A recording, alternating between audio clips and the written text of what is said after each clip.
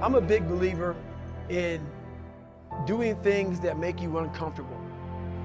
So we live in a world that we want to be as comfortable as we can.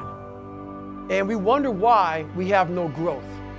We wonder why when the smallest thing in our life gets difficult, we wonder why we cower and we run away.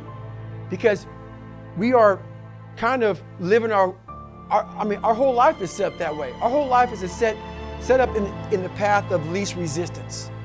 We don't want to suffer. We don't want to feel discomfort. So the whole time we're living our lives in a very comfortable area. There's no growth in that. So for me, I realized that. The reason I became 297 pounds is because that was comfortable. What was very uncomfortable was running. What was very uncomfortable was being on a diet. What was very uncomfortable was trying to face things that I didn't want to face. And I also realized when I was really big, I had no growth. Why? Because I was living comfortable. So I realized for me to find growth, I had to face all of these different things that made me very, very uncomfortable. One thing I faced was running. I absolutely hated running. But I knew for me to grow, I had to do this thing every single day. I wanted to start callousing my mind. I wanted to start becoming a better person. And how you become a better person, how you gain mental toughness, how you become the person you want to be, is constantly facing the things that you don't want to face.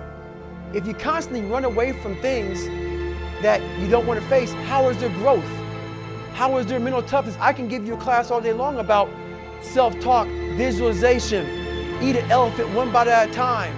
But if you're never putting yourself in a situation to actually practice these things, you're never going to grow. I can't put you out there we're all going through a battle in our mind. A warrior is not a person that carries a gun. The biggest war you ever go through is right between your own ears. It's in your mind. We're all going through a war in our mind, and we have to callous our mind to fight that war and to win that war. So, one example I can give you about callousing your mind, about doing things that make you uncomfortable. There's a book out there called Lone Survivor, and there's a guy named Marcus Luttrell. He was on an operation where a bunch of guys died, and I knew all the guys that died, and I knew I know Marcus Luttrell very well. This story touched my heart, and I basically went out there and found a foundation to raise money for it, called the Special Operations Warrior Foundation. You give 100% tuition for, let's say your dad died in the war. He was a special operator. If that guy had a kid, you get 100% tuition to go to college. Great foundation, great people working at the foundation. I'm going to do this. So I Googled the 10 hardest races in the world. And at this time in my life, I was not a runner. I maybe ran 10 miles the whole year. I was into bodybuilding, I was into weight training, and that's what I did. So I Googled the 10 hardest races in the world, and what came up, number one, was this race called the Badwater 135. It's a 135-mile race through Death Valley in the summertime. So I wanted to get in this race. I thought it was actually a stage race. I thought it was a race where you ran like 20 miles, set up a camp, and then ran 20 miles the next day. I didn't know people ran 100 miles, 135 miles at one time. You know, I know it's even possible. I had never even run a marathon. So I called the race director up. His name was Chris Kosman. And I called him up on a Wednesday. And this is in November. He said, David, to qualify for my race, you have to do 100 miles. And I said, 100 miles in a calendar year? I didn't know what was going on. He said, no, 100 miles in 24 hours or less. And I thought that was humanly impossible. He said, so you got to do that in 24 hours or less for me to consider you in my race. He goes, there's a race on Saturday. And I called him up on Wednesday. It was that 4 days for me to get ready for this race. And I run 10 miles the whole year. And so he said, if you qualify, if you do 100 miles, 24 hours or less, I might consider you in my race. So 4 days later, I'm out there in San Diego, and the race was called the San Diego One Day, where you run around a 24 or around a 1 mile track for 24 hours to see how many miles you can get. And so I go out there. I didn't know what I was doing. I had mild plates and Ritz crackers, and I had a blue lawn chair. That's all I had. And I was going to see my crew person every single mile. and I was gonna drink Mileplex and have a Ritz cracker. They had no water, had nothing. Went out there, got to mile 20, wasn't feeling too bad. Around mile 30, I started feeling my shins starting to get extremely sore. And I started to develop stress fractures, shin splints. I started feeling the metatarsals in my feet starting to break at around mile 50. By mile 70, I was totally destroyed. And I sat down in this blue lawn chair and I was destroyed. And when a bigger person sits down, I don't know exactly how much I weighed, but I was extremely big. I was a power lifter, lifted a lot of weights, and I was not an endurance athlete by any means. So I sat down in this blue lawn chair, looked at my crew person, and I literally couldn't stand up. I was destroyed, and I couldn't go to the bathroom. I couldn't stand up to go to the bathroom. So I sat there, and I went to the bathroom myself. I was destroyed, and I was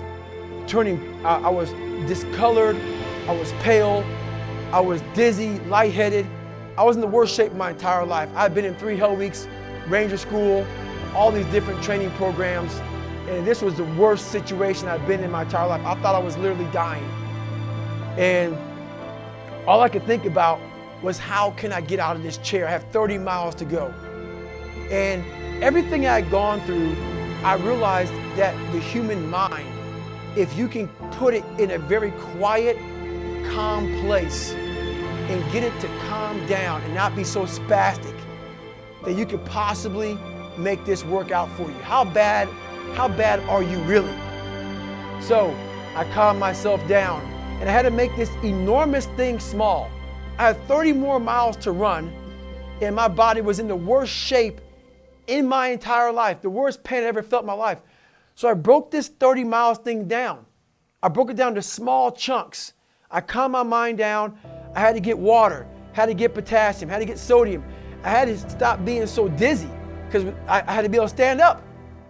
So my dizziness went away after about an hour. I was able to stand up now. And I was going around this track at like 30-some minute mile. And I'll never get my crew person saying, hey, I got to mile 81.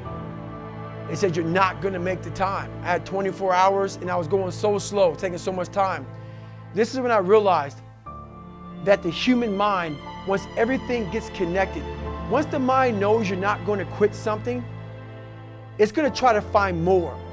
It's gonna try to give you more. Once it realizes you're not gonna take the path of least resistance, you're gonna stay here until it's done. My mind and my body and my spirit became one for the first time ever. For the first time ever, it became one.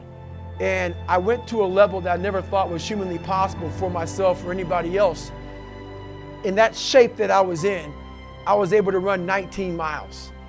And I ran 19 miles, did 100 miles, actually did one more mile. I did 101 miles in 18 hours and 56 minutes.